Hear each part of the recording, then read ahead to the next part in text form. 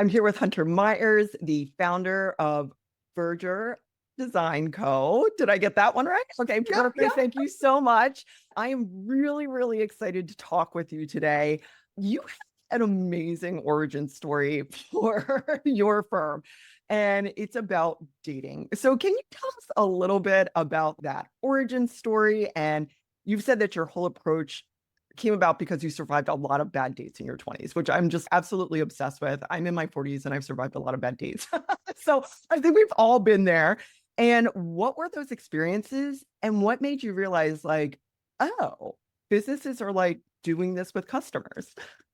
Yeah. So first off, thank you so much, Megan, for having me on the show. I'm so excited to chat about this and kind of share this backstory. Yeah. So as you said, yes, I had gone on many a date in my 20s. I've moved all throughout the Midwest and so met a lot of people along the way. And many of those dates were, let's just say, below subpar. Like they The bars in hell. Yeah. exactly. Yeah, like they were not good at all. And it felt like this just kind of became a pattern, Mhm. right? Where it's like, okay, the person shows up, they're only talking about themselves. It seems like they just want to get in my pants. It's like they've got one thing in mind and it has nothing to do with me, right? Like it's their show, it's their world, or they ghost you, like all kinds of things, right? So I'm like, oh my God, like the dating world out here is crazy. I'm like, okay, is what it is. So when I started my business, here's where this through line is going to come through. I work for people listening. I am a brand designer and art director, and I work kind of in the marketing space. And when I started the business, I had been a graphic designer up to this point. I'd never ran my own thing, but I was like, like I'll figure this out. And obviously, then at that point, I have to start marketing. And so I'm taking all the courses, I'm watching all the gurus, and I'm like, okay, is this really what we're supposed to do? Because it sounded like all these people were telling me to be like the bad dates that I had been on. I was like, this cannot be the only way that we're supposed to be doing this. And if we really sit down and think about what people say, like business is all about building relationships, wouldn't we, as business owners, want to be good dates to our customers? And so I really started to dive into this idea and explore the role of a brand in the relationship building with a customer. And I started telling my clients, this is going to sound crazy, but I want you to think as if you are dating your customers. And first they're like, what? And I'm like, we're not out here harassing our customers. They're like, let's take a step back. Okay. But I want you to think about a bad date versus a good date that you have been on. When you go on good dates, you want to keep interacting with the person. So don't you want your customers to keep interacting with you and your brand? Like, isn't that all what marketing is? And the way to do that is to show up as, quote, a good date. It's to have interest in the customer. It's to make sure that you're thinking about them. It's to court them through the process. It's to make sure that you're communicating well. Like all of these things that we see in strong romantic relationships are actually the things that are most powerful in brand and customer relationships too. It's just not being talked about because it seems like the people who are teaching the marketing are all bad dates. Mm, yeah, I love that. I spent most of my career in philanthropy, and I always said to my teams, like, when you're first meeting with a donor or a prospect, like, it's just like a first date, right? Like, show up early, be prepared, look nice, active listening, like, make sure that you confirm, like, all of that stuff, which sounds really silly, but when you break it down, it really is. Look, you're getting to know each other. You're not putting on a facade, but like, you want to get to know them and you want to be upfront about you too. Like, do you want to go on a second date? And Exactly. So I feel like discernment obviously is a huge part of this, right? Like you have to have your own discernment. You've got it in the dating world, you've got it in business too. And the other huge thing too is like listen to your gut. mm, The number of times that in business I have been like, I know my gut is telling me something, but I'm going to go this other direction. It always bites me in the ass. Like, listen to your gut. And when your gut is telling you that this isn't really a good partnership for you, it's okay to take a step back. The yeah, other thing to think about too are like boundaries as well. You would set boundaries yeah, in a dating situation. You are allowed to set boundaries in your business as well with clients, with coworkers and things like that, like your employees. All of this is something that parallels the dating space. And I think what we need to remember is dating is about discovery. Mhm. And so is the marketing and sales process. And any form of relationship that you're building in your business, like it is about discovery. You're discovering if this is the right fit. They're discovering if you're the right fit for them.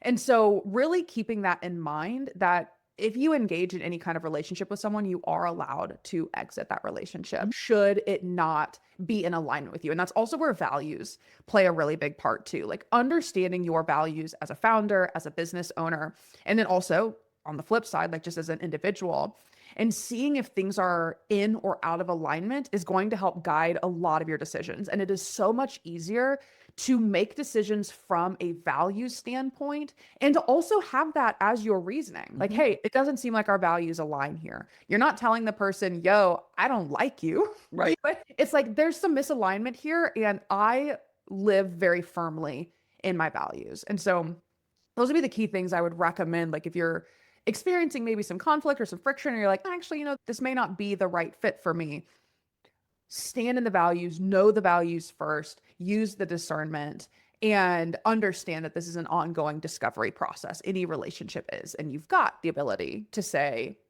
actually, this is where I'm ending this relationship, or hey, this is someone that I really want to continue on with. Yeah, I could talk with you forever about values. It is the foundational work of my work, and it allows you to hold boundaries so much cleaner. It helps you move with speed. It helps you make decisions. It's just when you really understand your values, it's a game changer. And I think the other thing too is that values are so personal, but it also helps you depersonalize it. And I think as women, especially, like, I don't know if you found this with your clients or in your work, but like we want to be pleasers oftentimes in our society. And like, oh, well, maybe, like you said, trust your gut. Like instead of being like, oh, well, maybe or whatever, it's like, no, these are my values and I'm moving forward. Like we do not align on this. That's cool. You go that way, but I need something else. And not feeling bad about your needs and not feeling bad about your boundaries, right? Like standing firm in that. So I can't recommend value work enough. And also reevaluating your values as you grow. Yes. Yes. Well, and I love this point that you bring up about like the people pleasing side of things and how oftentimes like we as women kind of allow ourselves to be pushed over Mhm. because of this like need to number one, like not rock the boat or be liked. And there's a difference between being liked and being respected. And I think that that's something that we're not really taught as much as women. And when you have solidified your values and you have that as, like you said, as a boundary, even, you can show up a lot more confidently and feel a lot less guilt as well in the decision that you make. I had to make a very tough business decision that wound up also impacting a friendship at one point. And prior, I would have allowed the behavior that was going on to just continue because I wouldn't have wanted to deal with whatever fallout was going to happen. But I had spent so much time understanding values work and really solidifying my own values. And when I was able to step into that situation and that conflict from a values based place, I felt incredibly confident in the way that I behaved and the choices that were made then because I knew that this wasn't necessarily rooted in like emotion per se, but was in like, no, these are the things that I stand on. Like this is my foundation. If I'm going to tell people that they should stand on whatever their values are, I need to do that on mine. Right. And it's really truly eye-opening. And I love too that you brought up that it makes decision making also like faster and cleaner too, because you've got these parameters at which you can compare, like, okay, does this align with my values? If it does, perfect. Like, does it align with my values? Does it align with the direction that I'm trying to go? Right. And like having those two qualifying questions can make such a difference in your decision making, in your interactions with people, in your business in general. So I love it. You talk about a human-centered approach to branding, which is what we've sort of been talking about, but can you actually talk about what that means in practice? Yeah, yeah. So before I dive into this, I actually want to talk Yeah. about my background Oh, yeah, that'd be great. because it'll play a really big part into That why you this know is what? what I I'm do. being a terrible date. I am so sorry. I was like so into this. I'm being a terrible date. So, what's your favorite color? What movies are you watching? What's your Yes. background? Oh my gosh. The background is so important because I did not go to school for design. I've been doing art my entire life. Like I tell people all the time, like I came out of the womb wielding like a pen and paper. Like I've been creating my entire life. But I actually went to school for English and sociology and then minored in journalism. Now, why is this important to the work that I do in the human centric approach? My degrees are in the humanities. Like instead of being taught, okay, what pixels need to go where and how does this program work, I was taught how to ask questions, how to listen carefully, and how to distill information into ways that is consumable for various audiences. And that's actually the core of what I do in my work. So, yes, I've got the visual side, I do the art direction, but like having this human centered approach, really looking at who are your customers, not as numbers, not as just some random person you're trying to bring in, but as an individual that you are forming a relationship with. What do we know about them?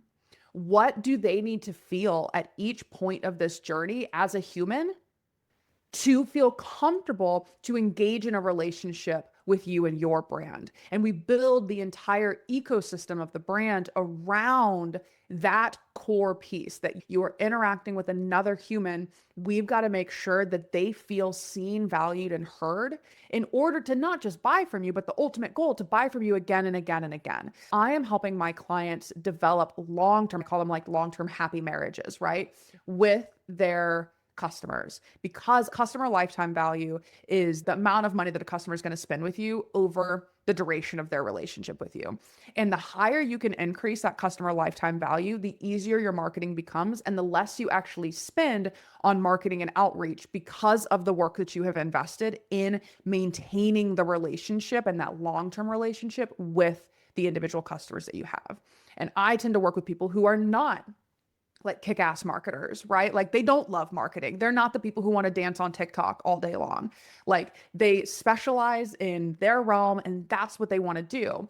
And so what I do in the brand building with that human-centric approach is help them create a system that allows them, yes, do they still have to market a little bit, but allows them to spend more time in their zone of genius while building, again, a strong relationship with someone. It's not about being the flashiest, but it is about being, again, the best date possible to your people. And that's where it gets really unique too, right? Is like everyone has a different quote type, you know, and making sure that you're attractive to that type and bringing them in is going to look different for every single business that you work with. So I think those are all really important things to share too. But that's kind of the base of where the human centric piece comes in. And those humanities degrees have actually provided a very unique lens for me in this branding space. There's a lot of my competitors and colleagues come at it from just the design perspective. I come at it from these are humans on the other side of this screen. These are humans on Right. the other side of this transaction. If they feel like humans first, they are far more likely to come back and engage with you again and again. And I think, especially now, I'm curious your thoughts on this, especially now, where just like an app, just like on a dating app, anybody who is listening who hasn't been on a dating app, it's the fifth circle of hell. And like it's just swipe, swipe, swipe, swipe, swipe. I mean, it's constant. You have an unlimited number of potential prospects and you can put anything out there. And so, coming from this human centered approach where the customer, in this case, feels seen as an individual and as a human must cut through so much in our society now when you're getting hit from every angle. I'm curious about something else that you said. And remind me of the term, the total amount that an individual will spend with you. Yes, customer lifetime value. So the customer lifetime value, thank you. It almost feels like we have shifted into this commodification of discomfort. And I've been thinking about this a lot with like airline travel, subscription services, things like that. Used to be about like the customer is always right. And now it's like, how much pain can I inflict on you so you'll upgrade? And that is not coming at it from a very seen human perspective. Like, I'm literally like, oh, I'm in economy negative. Like, I'm like, now having to pick up trash on the plane in order to like get a ticket at a reasonable Right. price. Like, it's wild. Do not get me started on the planes. And it's just been, and I love how you said it. Like, things are being removed more and more and more. And the experience is getting worse and worse and worse. And they're then forcing the customer to spend more for quote comfort, right? Comfort and convenience. And I feel like this really started with the pandemic in particular. Mm. So when everyone was locked in, right? Couldn't go anywhere. We really started to, number one, experience like a lot of that stir craziness, right? But also the like very hardcore lean into like commodity and convenience of, okay, well, we'll just have people deliver stuff to us. Like there was just an uptick in deliveries and all kinds of things. And I feel like that has rapidly increased the deterioration of the customer experience. I think that we were already kind of on this trajectory, but I feel like when the pandemic hit, like that sped things up big time. It's kind of interesting because I feel like these things kind of happen around recessions. You see the same thing with like the 2008 recession where businesses, there was a lot of loss. And so then they like, well, we need to change our models. And I think what happened is in the process of that, like these businesses like grasped very tightly to numbers Mm-hmm.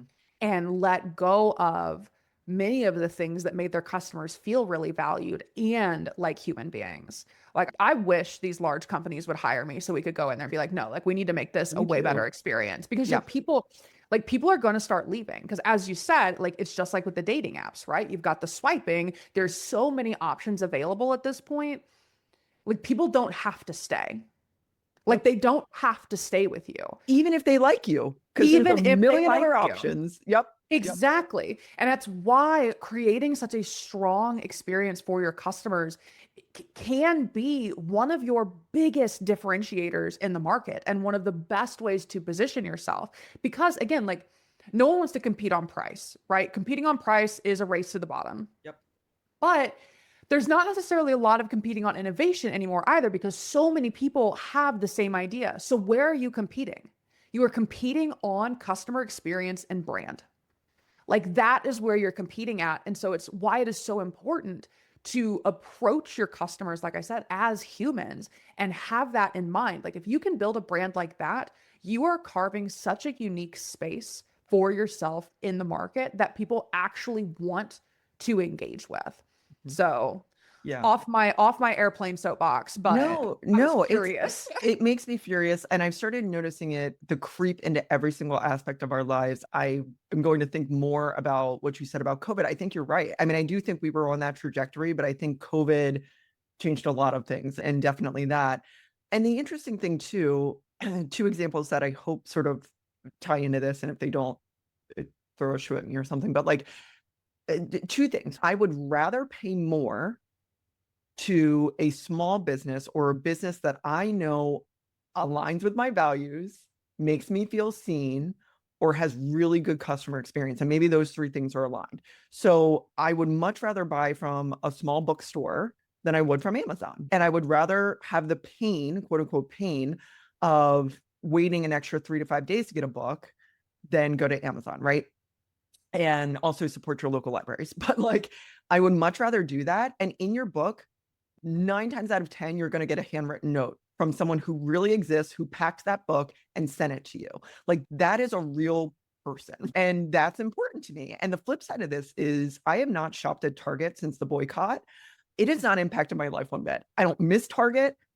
They apparently decided the boycott's over, which is like not how boycotts work, which is really funny and just reaffirmed to me that like I'm not going to be there. And it does show you as a consumer that when you start to make different decisions, like what Target did, and for listeners who don't know, they rolled back their DEI policies. They did it during Black History Month. I mean, my God, it was awful. And then their response to it was awful, just terrible, right? So anyway, there was a boycott that was called for, and it's been ongoing. And recently, I think it was this week, it was like within the last week and a half, I think, and we're recording this in March, right before the Ides of March, that Target essentially was like, hey guys, the boycott's over. What? And so it just again reinforced to me, like, you don't get it. Like, you don't get your customer. Why would I spend money there? Why would I spend money there when there's so many other options? So it is really interesting as a consumer and as a customer to understand your values as well in this conversation. Like, we don't have to tolerate this, I guess, just like a date, right? We don't have to Right. tolerate bad behavior or behavior that just doesn't align with what we're looking for. I think you bring up a really, really good point when you said like the pain that you now have to deal with, quote, pain, right? Yeah. Of not getting it immediately or having to go somewhere else or like having to search a little bit more.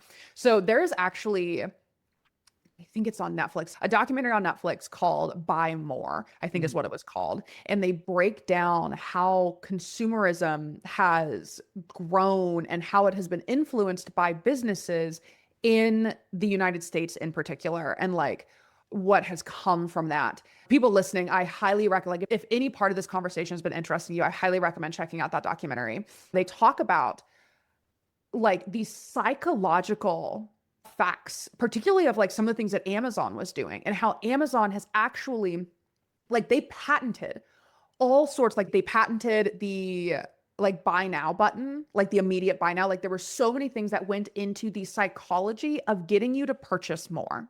Mhm. And something that I feel like, again, if we think of the pandemic where we just ordered everything online and just had it delivered, we forgot like what impact that also has on the community around us. Like we're seeing fewer and fewer specialty stores now. Like stores are closing that you used to be able to go to in person and get something. My partner and I had to get new shoes, and so I'm a size 11. It is very hard to find shoes for me. And so I was like, look, I don't like going, but we're just gonna go to JCPenney. Yeah. Like, I know that they should hopefully have something. I don't want to order anything online. Like, I'm trying to shop just in person. I need to try them on to make sure they're comfortable. We get there, and my partner had seen a couple of like tops that she really liked and was like, okay, well, I'm not paying the price here, but I'll look online and just see, what they have. And online, they were 50% off online versus in person. Like, so we're also encouraging people now to just shop online instead Right. of actually showing up Right. to in-person things. And we're seeing this all over the place. And I think what's very interesting about it is what this is doing to our brains and also like how we socialize. Because again, I was like, I'm gonna get off the soapbox. I'm like, just kidding. I'm back Please, on here's the soapbox. the pandemic soapbox. Because not obviously like COVID has done a lot of neurological things to people's brains. Like there's research coming out that it is affecting like how different parts of the brain function for people who've had COVID, for people who've had COVID multiple times, but also the isolation that occurred during the lockdown significantly changed brain chemistry for people. And the way that people are now interacting in person is so different than how it used to be before. And we're seeing this, I think, bleed over into brands and businesses. And we look at like Target, right? Who is behaving like who behaving like the people who are being boycotted get to call off the boycott. Yeah. Like, like what delusional world do you live in that that is how it works? And But by the way, how many meetings did they have to get to that solution? Like, don't even get me started. Like the number of people that that had to pass through. they're like, And this also goes to show why like DEI and things like that are so important because you yes. need more people in the room to shut down shitty ideas like this. Like you need the people in the room who have a different perspective from you who can say, actually, I kind of understand this demographic that we're targeting and this is not going to land. Yeah. This is not going to land at all. And that's again where that humanities comes in. Mhm. I was on a call yesterday actually. So again, this is March, but a friend of mine, we were talking about the Tyra Banks documentary. Yes. Clearly folks listening, I like documentaries. Yeah. No, it's great. Um, the Tyra Banks documentary as well. And the issues that come up when people who have just gotten business degrees are controlling customer experience, right? Like when they are so focused on numbers. So we talked about ratings and why so many things in the show wound up happening because ratings were fueling that because all they were concerned about was the money that they were gaining from the ratings. And that that there bleeds into so many businesses. Like when you approach it from just a quote business mindset, you are setting, honestly, in my opinion, you're setting yourself up to fail. And especially in the smaller business space, like I think larger corporations, like you've got the money to kind of dick around with, Mhm. right? Like you can make larger mistakes as Yeah. a big business because you have the funds. And also our like tax system and everything is designed for large businesses. Yeah. So that's again That's another topic another, for we'll get on another that day. soapbox later. Right? Like, but when you just approach it from this numbers mindset, you aren't leaving room for, again, that human side of it and what your customers want and need to experience. And as we talked about, like, there's going to come a point where people just don't like, people stop shopping at Target. And as you said, they survived, like the customers survived. And I think that we're, in this additional swing where more and more people are starting to realize, oh, wait a second. Number one, my dollar has more power than I thought it did. Number two, I have been kind of coaxed into a lull. I've been coaxed into this convenience lull, which has also left me buying more because, oh, well, it's so easy. I'll just click a button. So, like, if you took the time and decided, like, I'm going to leave this in my cart for 24 hours and really thought about if you needed something, Mhm. which is what we used to do when we would go to a store in person, right? Like there were so many barriers. You had to number one, first off, you had to put a bra on, Yeah. right? We don't want to do that. We don't want to put a bra on. We don't want to put shoes on, but you Right. had to do that and you had to go to the store. You had to drive to the store, however long that was going to be. Then you had to search the store. Right. Then chances are you tried the item on and then you were like, okay, like now that it's on, do I really want this? Do I Yeah. need it? Not sure. Like there were so many barriers to the purchase, which also made us really think about if it was something we needed in the first place. And now all you have to do is scroll, even when you're bored, click a button, it shows up at your house. Right. And that was designed to do that. Right. Like these businesses are smart.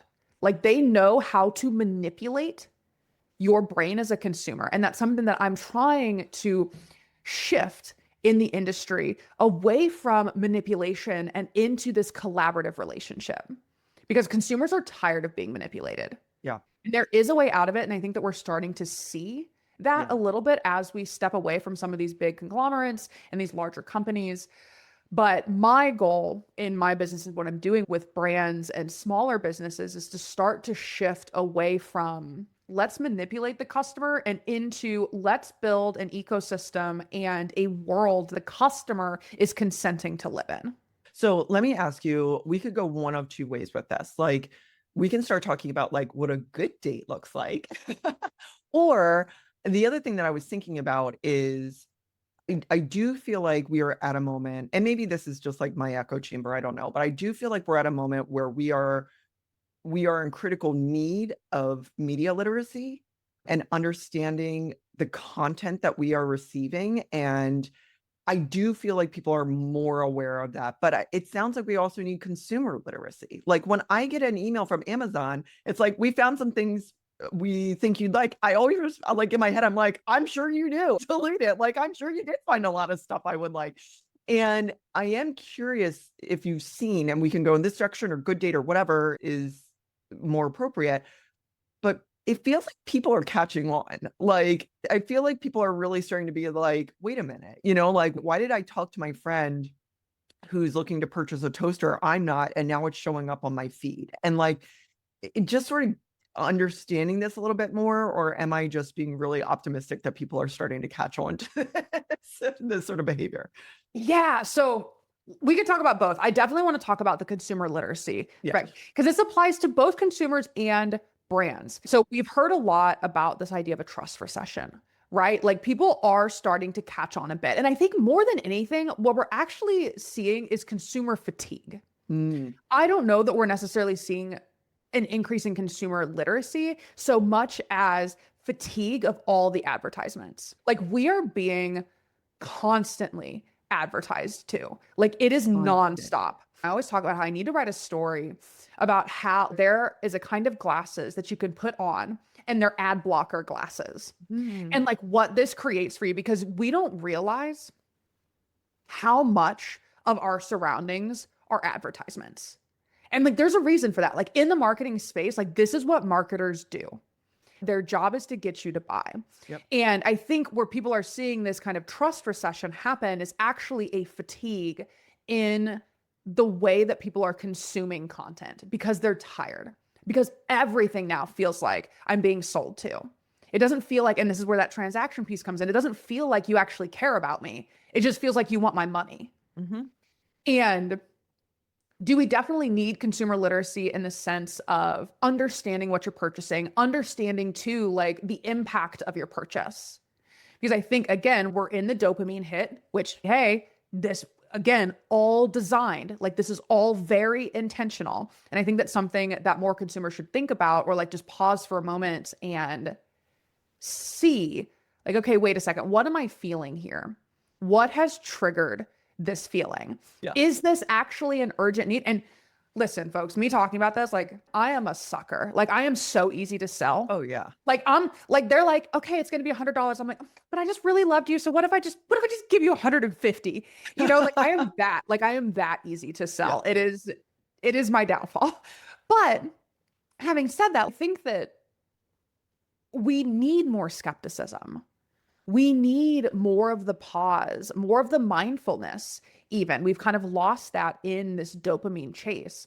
And when it comes to brands, I think that brands have a responsibility here to not be taking advantage of consumers because we are going to reach a point, like we're already seeing it, like kind of a mass exodus of social media. Like the younger generation is essentially like middle fingers up. I'm not doing this, which kudos to them. Like I'm a millennial. And I'm Yeah. like, God, you guys are brave. You know, like I love it. But like we're seeing that, which means that brands have to shift and adjust.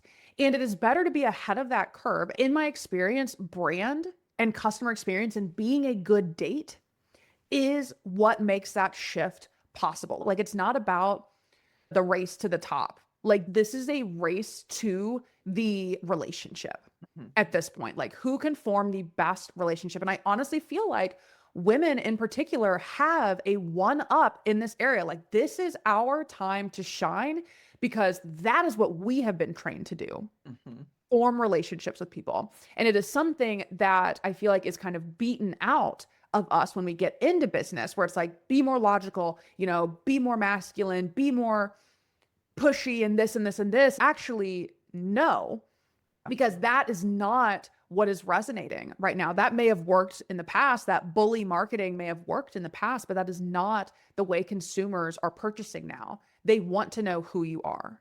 They want to know what you stand for. They want to know, does this align with what I stand for? They want to know that you are going to deliver on your promises. The number of people, especially in the online space, who are not delivering on their promises, like, guys, you're making it hard for everybody else here. But that's because it was that quick cash grab and people are over it. And so when it comes to the good date, I love that you asked this question because I've got a 5-part client attraction framework, essentially, that I walk my clients through. So through the brand strategy, art direction, to execution phases of what I do, there are 5 sections. The first one is obviously knowing your type. So you've got to know who, well, first, actually, first it's know who you are. Because if you don't know who you are, like you're not going to get anywhere. Yeah. The next is knowing your type. So you need to know who you're trying to target so that you can understand them closely, like really get a feel for who they are. Then it's creating chemistry. So this is all about what can position you as the best person for them. How can you best serve them and position yourself as the one? Then it's execution. So creating chemistry, setting the mood.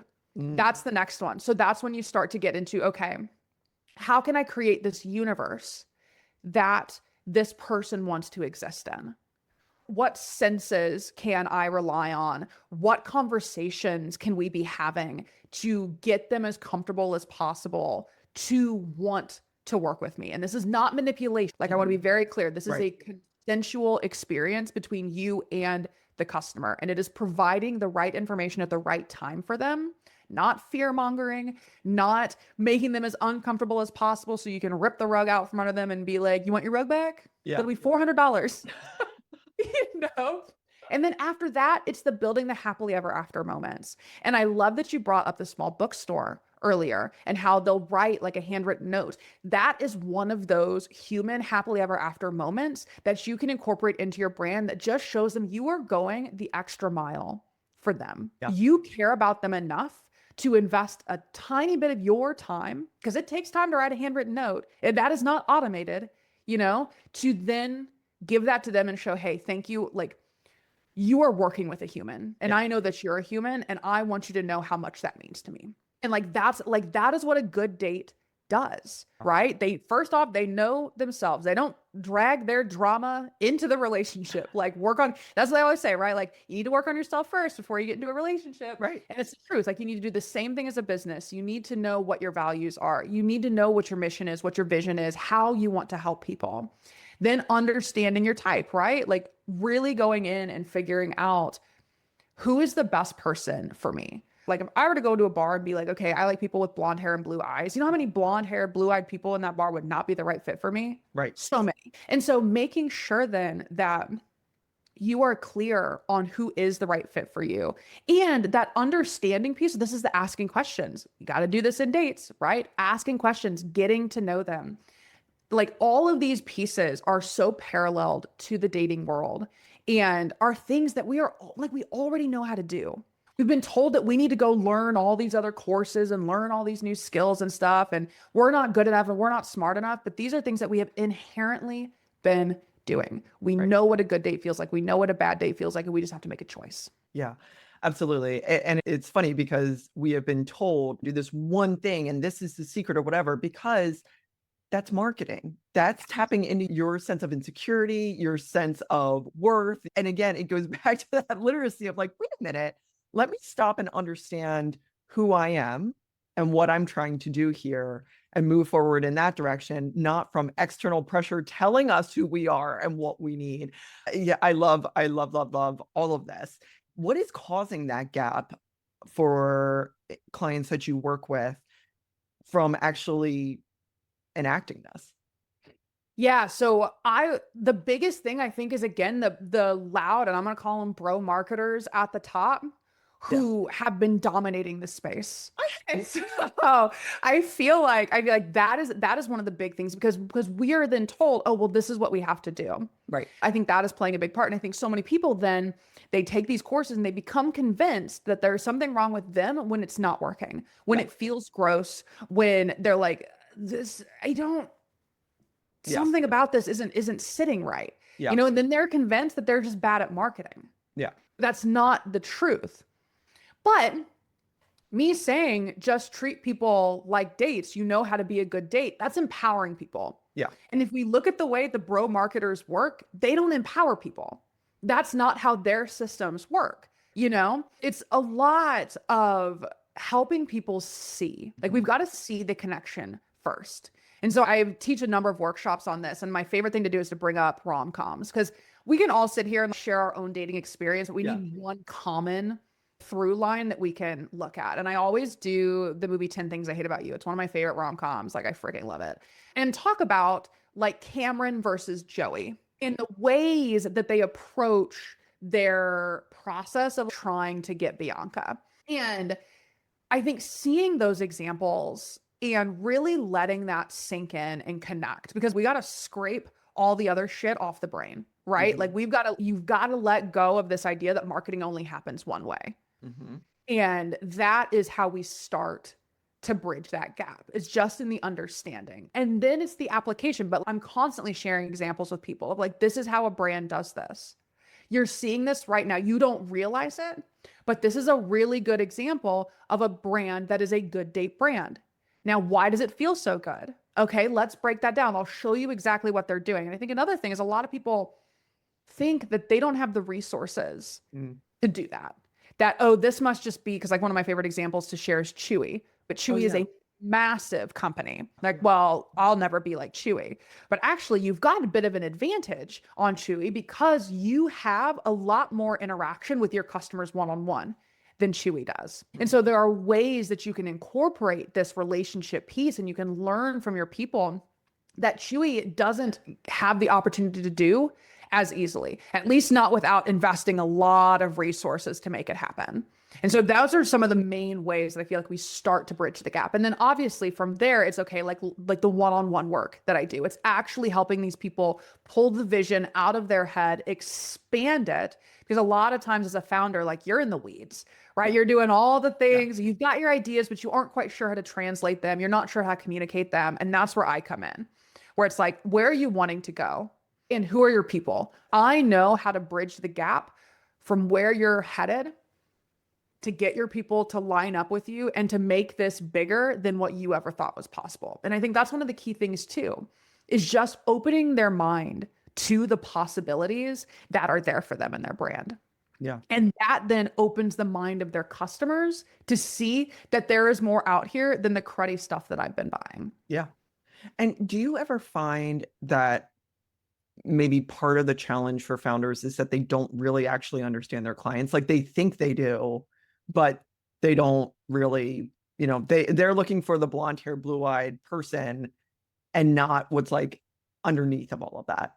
Yes. And I think that people know more than they realize, but I think that they get caught up in this idea of, oh, well, it's these basic things, Mm-hmm. right? Because the more that I sit and talk with people and I ask people, okay, I want you to tell me about the clients that you have had. Because Yeah. I also like, I don't work with people in the first year of business. I'm like, you Mhm. need to be out there, you need to test, and you need to be DIYing in the meantime. Anyone Yeah. listening to this, if you're in your first year of business, unless you are opening like a brick and mortar, or you're like, no, I'm going and getting funding, like capital funding, Yeah. DIY, because Yeah. you are going to test and experiment so much and you will learn so much in that time. And I think a lot of people wind up learning more than they realize, but they need to be asked the right questions to pull that information out. So I always sit down with clients. I'm like, okay, tell me who you've worked with. Who did you like working with? Who did you not like working with? Yeah. And we're going to describe the actual characteristics of these people. Now, I do feel that founders in smaller businesses tend to have kind of a one up as well, where a lot of the times their people were a past version of them. And so when you can really sit down and think about, okay, where was I at here? Not just who I am. I'm Right. not just like a female entrepreneur, not Right. just that, but what was I experiencing then? And what did I need to experience to get to where I am now? Yeah. So I think yes and no to your Yeah. question, where yes, I think that we're not diving into it as much, but I think that people actually do know more than they realize, and they just have to be asked the right questions to get it out of them. Which is one of my favorite parts of my job. Like I tell my clients, I'm like, okay, it's gonna seem like I'm grilling you, but I'm not. Yeah. Okay, we're just diving as deep as we can, because the more that we can understand here, the more impactful the work is gonna be down the line.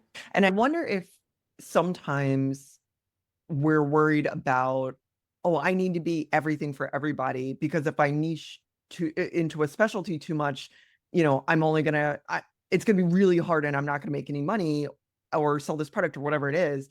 Like versus, no, you actually need to do the opposite. Like you need to know someone really, really well instead of just sort of generic thing. Yeah. And I think especially when businesses start out, like it's very easy to get caught into that like scarcity mindset, right? Like I can't narrow down because then I won't make money. But the reality is, if you are not specific enough, you are generic and people aren't going to go for you anyways. Now, I think that there's some misconception in like the niche realm, right? Well, I've got a niche to a specific industry. Mhm. That's not necessarily the case. Like you can niche to a problem. Is there a Yeah. specific problem that you solve? And that is kind of a broader opening for Yeah. you. And the thing to remember too is like in your business, you are constantly evolving, growing, learning, testing, retesting, Yeah. all of that. And so you can always try out a niche, be there for a little while and decide, actually, this maybe isn't the right path for me, and switch gears. Yeah. Do make sure that you're spending enough time in it to know. You need like at least 90 days or more to see if something's actually working. But I do see what you're saying. I see it a lot with the people that I work with, especially newer businesses, where there is this fear to narrow down and to really specialize. And people want to be the jack of all trades. And I'm going to say this like as someone who did the same thing. Like when I started my business, I was like, well, I got to do everything. Right. And as I transitioned through, and I'm 6 years in now, and I'm like, okay, wait a second. Like there are some areas of this that I am incredible at. I need to focus my energy on these specific areas that I am really, really good at and find people who are really good at these other areas and build connections there, right? Building out a network of peers and other Yeah. service providers who can serve there, because that is the way that I will best serve my clients, not by trying to do everything, not by competing again with all these other people who do this thing that actually I don't enjoy doing as much, right? And really hone in on the area that I am best at. But guys, this took me 6 years. Right. Like this Right. takes time. Yeah. And it's another reason why I tell people, like, don't invest in branding at the start, because you are going to change and shift so much and you'll gain so much information in the meantime. Build that knowledge, build your skills. Then when you're really like, this is it, like I know that this is it, then you hire help. That's when you professionalize it. That's when you expand the vision and really get yourself set up to succeed. And that's my place where I work with clients. I think it's also that permission that you just gave of like, try it out. The good thing is there's not a lot of eyes on you right now. So creative, be curious, see what's working. Don't worry about quote unquote failure or something not working.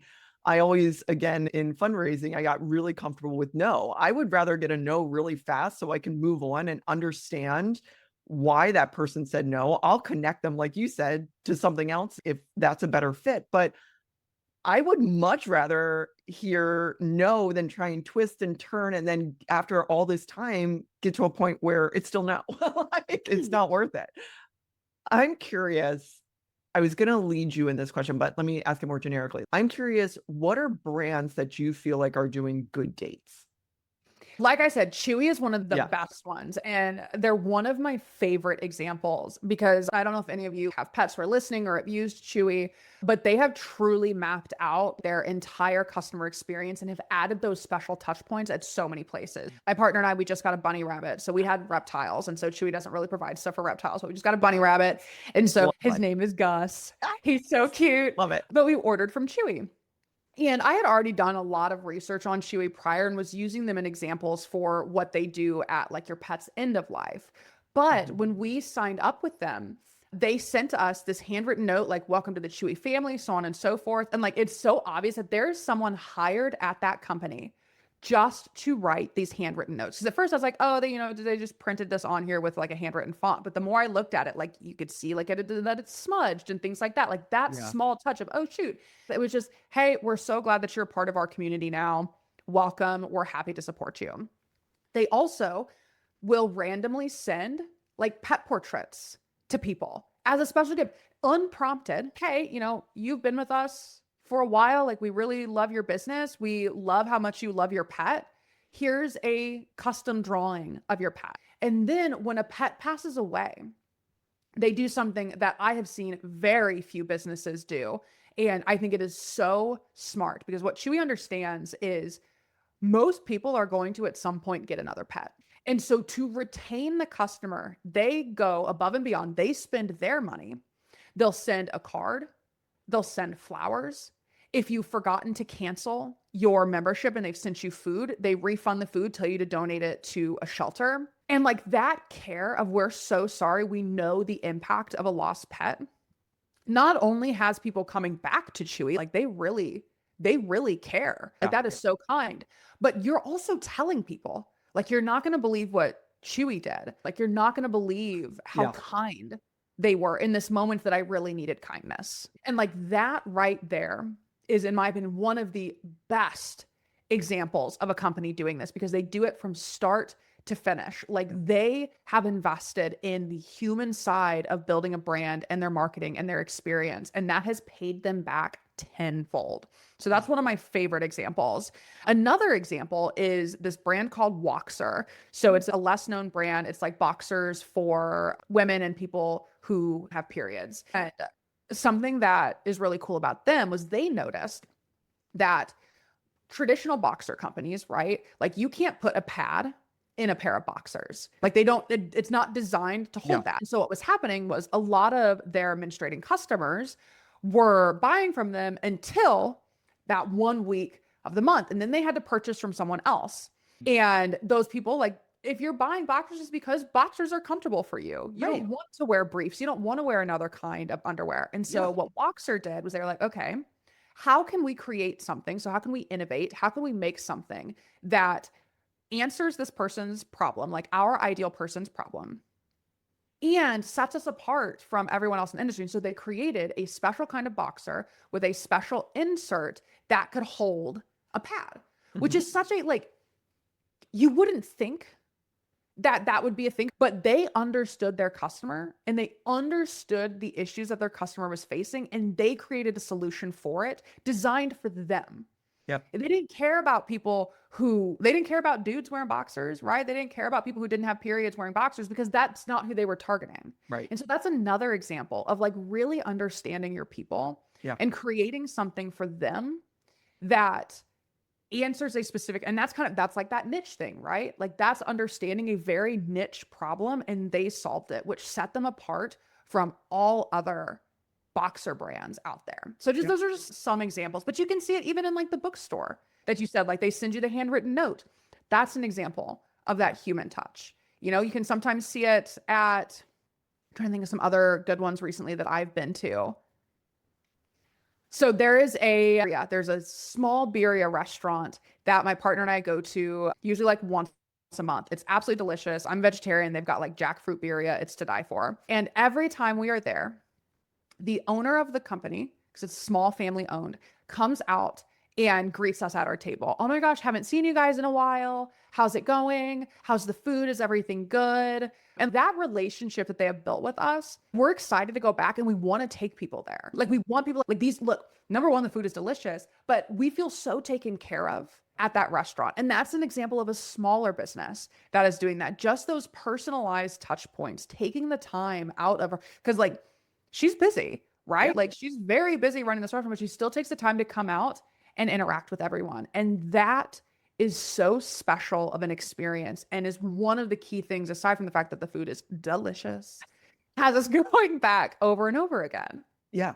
And there's a lot to unpack with all of that. But to the most recent point that you just said about, the owners coming out and that experience, it doesn't take that much. Like these surprise and delight, like what we would call like surprise and delight opportunities, don't take that much time. Oftentimes they're free or very low cost. There are ways that you can do it within your budget, whatever size you are in terms of your budget. And it makes a world of difference. It makes a world of difference. And just like in well, it is a relationship, right? But when romantic relationships and friendships and familial relationships, to be seen is to be loved. And you are being Yes. seen in these moments, and when you compare Chewy and the example of Chewy to your original comparison of American Airlines, there's no comparison. Huge difference. Huge difference. And it's interesting. Zappos is another company where I have heard from multiple people I know and strangers, where I brought it up and they're like, oh my God, my friend, where someone had wedding shoes and they've sent a bouquet on the wedding. You're like, what? But we're Yes. all talking about it. It's happened to multiple people. And like Brooks has, maybe other shoes do too, but for running shoes, you can use them for 90 days and return them. And I Oh, mean, that's wow. like a game changer in terms of, as a runner, like, yeah, maybe like a week, it doesn't feel right. Second week, you kind of really know, no questions asked, return it. Like those are the things that we're not getting anymore, that customer service and that really understanding the customer. Like that boxer company is not made for me. I don't wear Right. boxers. I never have thought to wear boxers, whatever. The fact that they have the right people there understanding the needs of the people who are using their product, what a game changer. Like it's wonder. I like, you love seeing these things, right? Like it's so cool to see all of these things. I'm totally obsessed with Disney. Like I'm obsessed with their operations in particular.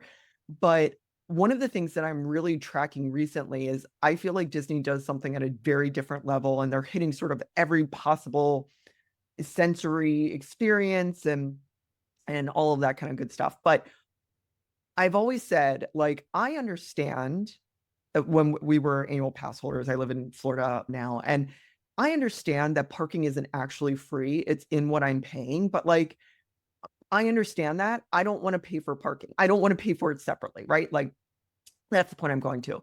And they have really changed their model that now you are paying for all of these experiences that used to just sort of be built into the ticket and be built into the experience. And it's I know I shouldn't have this feeling, but I'm like so disappointed in them as a company. Like, why are you doing this? Southwest Airlines now, to your point earlier, they now charge for bags and they charge for your seat. And I'm like, you're no Yep. different than any other airline now. Like, this race to the bottom Yes. is so disappointing. It's like, what?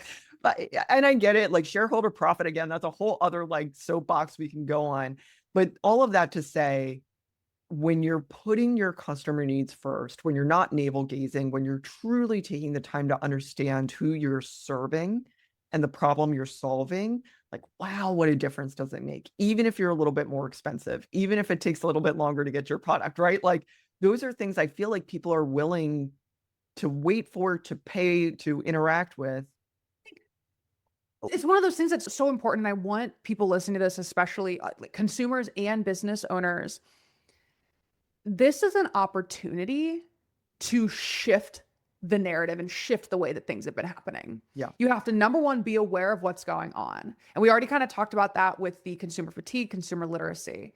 But then you also have to be willing to make a change. Mhm. As consumers, that's saying, maybe I'm not going to shop at Amazon, or maybe, you know what, I'm not going to buy as much Yeah. from Amazon. Like small shifts over time and replacing that then with small businesses or local businesses or businesses and brands that align with your values and actually treat customers. Because the problem is, large businesses will not change if we don't force the change. That's the reality. If people continue to buy from them, they will continue to do what they do.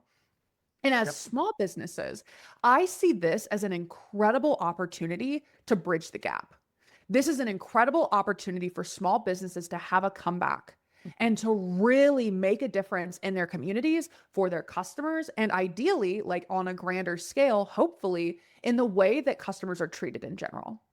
Yeah. But like it has to come from all sides, Yes. consumers and the businesses. And consumers, like you have so much more power than you realize. And this may be like if we look at the billionaires and things like that, this may be the only real power that you have is the power of your dollar Yeah. and where you spend that.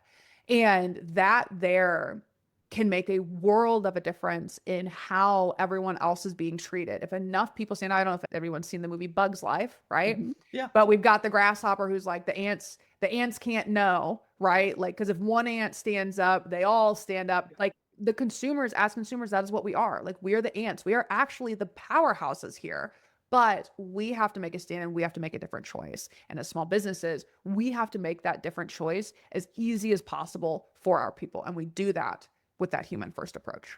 And one of the things that you have talked about and is part of your mission is helping women-owned and queer-owned businesses become leading voices in the industry. Can you talk about that a little bit more? Well, if we look at the top brands and top businesses, very few of them are owned and ran by women or queer people. And what is happening then, if we look back at like the marketing example that I gave, right, where we've got a lot of these old cis white men running the show, that means that we're not actually diversifying the way things are done. So, not just diversifying what we are seeing, but diversifying the way things are done. And that is harming everyone involved. That harms the consumer who has to put up with the horrible marketing and the horrible customer experiences. That hurts the future entrepreneurs who feel like they're not good enough because they don't see someone who's done it for them, who's done it and been successful. That hurts small businesses who have so many people going over to the larger businesses because they've not yet figured out how to carve that space. Like there are so many things from an economic but also social level that are affected when we don't have enough diversity at the top and in leadership. And as we have seen places pull back their DEI and roll back the diversity, equity, and inclusion, like we're now experiencing the downfall of that. Like we're experiencing the effects and the consequences. And it's one of the reasons why I care so much about getting more people who look different than the status quo up in places of leadership. Because when you have that, that is when systemically things really start to change. And so that's why I focus with them in particular. And I have my mom ran a business. She ran an auto shop. And now as a brand strategist, an art director and designer, I'm like, if I wish I could go back in time and help her carve out the space, because she would have had an incredible space and positioning in the market, but it just wasn't done correctly. And seeing that and seeing how that affected her and her business and what happened and kind of the fallout from that, like I vowed, like that this is what I am here to do then. I couldn't do that for my mom, so I will do that for anyone else that I possibly can. And I think it's with those changes that we really start to change on a systemic level, which is what we need. And I think anyone who maybe heard that and was like, like, or just is getting a little resistance from it. One of the things that, again, we have been fed, and it is just so a part of our culture. When there is a pushback about DEI, right? Like there's a lot of things that go into this. It is ultimately saying that those voices don't matter. Yes. They do not matter. They are not, whatever enough. And just sit with that for a minute. And if you are not a cis white man of a certain economic class, your voice doesn't matter. You're going to take what we give you. Yes. And how we deliver it doesn't matter. You're going to take what we give you. And it's not to say that queer and BIPOC and women entrepreneurs aren't going to do everything perfectly the right way, whatever. It's not that. It's that diversity is our strength. And also just from an economic sense, and this is what I've never understood, it's bad. Like you're going to make more money the more people that you can represent in a more Yes. clean way. Like I remember Christian Siriano, the dress designer, fashion designer, was like, inclusive sizing. And he was like, well, women of all sizes deserve to look fabulous and have amazing designs. And then he was like, also from a business standpoint, I'm like tripling the amount of people who want my designs. Like, hello? Exactly. Exactly. And I love that you brought this up, that it's when the representation isn't there, the message is that that voice doesn't matter Yeah. and that you will take what you are given. And I think that people, especially like white individuals and men, will get really caught up in the push, Yeah. or we're in the no, like DII is important. And they're like, well, what about us? And the real point being made here is the people at the top are going to continue to tell you what you do and don't get to do until you get more voices at the top that are going to challenge that. Mm-hmm. And I think the voices that will be best to challenge where it is right now are women and queer voices. Yeah. And that, like, starting to make that shift where you got to do it in waves, right? So that everyone can rise. Yeah. And that's really like where I'm wanting to focus, and just making sure that like we're we're not being beaten into a corner, Yeah. by these large corporations, by the airlines companies. American Airlines, I hope you're listening to this because I'm I'll pissed. tag them when I post this. Like, explain yourself. Yeah, and it's American Airlines. It's other people too. I mean, it's like it is just a shitification of like our experience. Yes. Like, I Oh think my God. I must have heard that somewhere. There's no way I've ever been that creative in my life, but like, it is literally like, let's make this as shitty as possible and see how Yes. much pain you will tolerate and how much you will pay to get out of it. Anyway, we can go down that path forever, but I love that you're making a difference on it. And the only other thing I will say is like for men, especially white men who are feeling like, again, like Jesus coming after us again. That's not the point of this. And that's not the Right. point of DEI. No one's attacking you, right? No one's attacking you. And like, chill, you're going to be fine. The other piece of this, when I worked in college admissions and people would get upset about affirmative action, the assumption was that was their seat and someone took it. That was already predestined to be theirs. And I think, again, that goes into all of this. Like, it's not only that we are being fed one thing, that's how it's always going to be. And that is the way of the world. And like when you start to unpack that a little bit, people should be really upset. Is there anything we didn't talk about that you want to make sure listeners hear? I mean, I feel like we've covered so much. I I could think, talk to you all day. right. I'm sitting here thinking that time, like, oh my gosh, is the time already up? Mhm. But I think just the big things to remember, right, is that the more representation that we can get, the better it will wind up being for everyone. Because it is, if we think of like economics, right? Like the more competition you have, the less one person can control everything and dominate the narrative. And that's really the point here. I also want you all to remember too, like bring your human self into anything that you're doing, everything that you're doing. We're also experiencing kind of an influx in AI. Like, make sure that you as a human are showing up, whether you're a business owner, whether you're a consumer, and really think about the choices that you are making and how you can build better relationships, whether that be in your community, whether that be with customers, whether that be with people in your family and your close network. Like relationships are going to be what get us through all of this. And we're in a space right now where divide is very common. And what I'm hoping to do with businesses is to create more community, create more connection through brands and businesses and customers, and really shift things that way. Because the only way that we can actually make change is together as a unit. It will not happen as individuals. And so I know, Megan, you and I mean, we covered so much, and I know we got a couple more questions that we'll go through, but I just really appreciate this conversation and the candidness of it and the back and forth. And I'm hoping that you as listeners were able to take away from this, like, that you have a lot more control than you realize and that things can be different, but we've got to put in the work to make that happen. Yeah. And I love like be yourself. You are your superpower. And like that's just such a beautiful thing. Like get in touch with yourself, understand what matters to you. And it's really what we started the conversation with, right? Like when you understand your values and you understand yourself, you have so much more power than you ever thought you did. And you'll attract the right people. You'll find your people, right? You don't have to perform anymore. Yes. You're in the room with the right people and are able to grow and learn from others. And it's a beautiful thing. So the 3 questions I ask everyone: what do you love most about your work?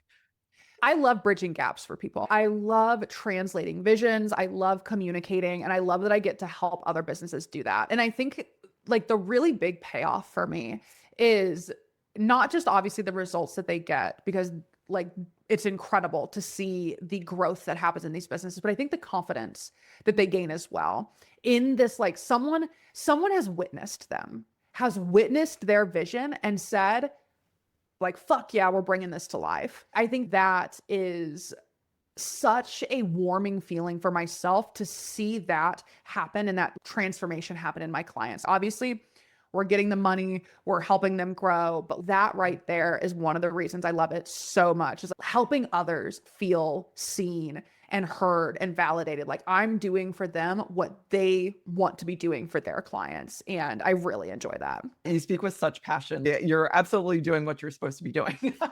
What advice would you give to your younger self? Yeah. So, what I would say to my younger self is take the leap sooner. Like, I'm absolutely someone who will jump in. Like, I do follow my gut a lot of the time, even if it sometimes leads me astray when I ignore it. But, like, most of the time, I will follow it. And I've taken a lot of leaps and had a lot of faith. But I think that having faith in myself, so not necessarily faith in my decisions, but taking the leap and trusting myself more is what I would go back and say. Because I feel like for a very long time, I was showing up in my business as the person I thought I was supposed to be instead of the person that I am.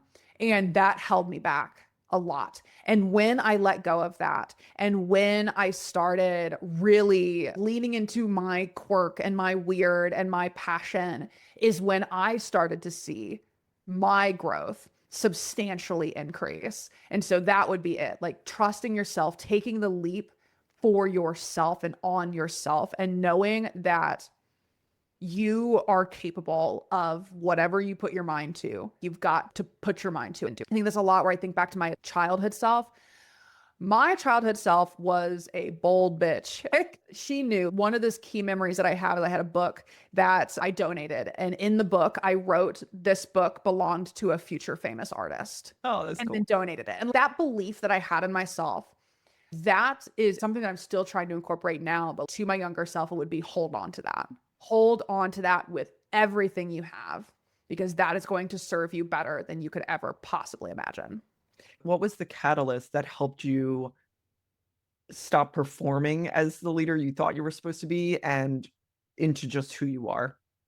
Yeah, so it started with testing because Okay. it felt scary to go all in, right? Yeah. But it actually started with a workshop. I presented a workshop teaching about my framework, and I was like, okay, well, I had a second opportunity to do it. And I was like, okay, well, I cut a lot of stuff out of this first one because I wanted to make sure that it was professional and whatnot. But the second one, this seems a little lower stake. So I want to add some of this fun into it. And we're going to see what happens. And it was a last minute decision. It was the night before I was supposed to give this workshop, and I changed my entire slide deck because I was like, let's just see what happens. Worst case scenario, it flops. And you know what? I learned it was such a hit. People loved it. They were like, "Oh my gosh, like I resonate with this so much. This makes so much sense." They're laughing, they're engaging, and that like I'm a performer. I'm a Yeah. competitive karaoke singer. Like I get on stage like that, like I perform. I love Love it. making people laugh. My dad was like that.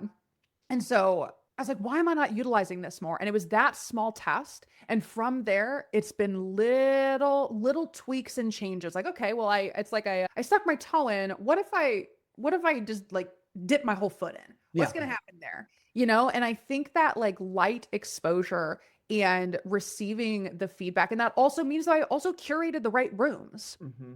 Right? Like I was testing in the right rooms. And that's also important because there are going to be plenty of people who try to squander your success, Hmm. who don't want to see you be successful, who don't want to see you joyful.